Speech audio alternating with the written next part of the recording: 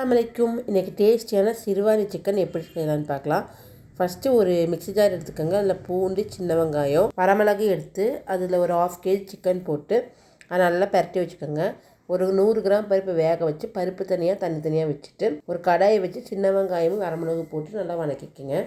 வேறு எதுவும் போட தேவையில்லை.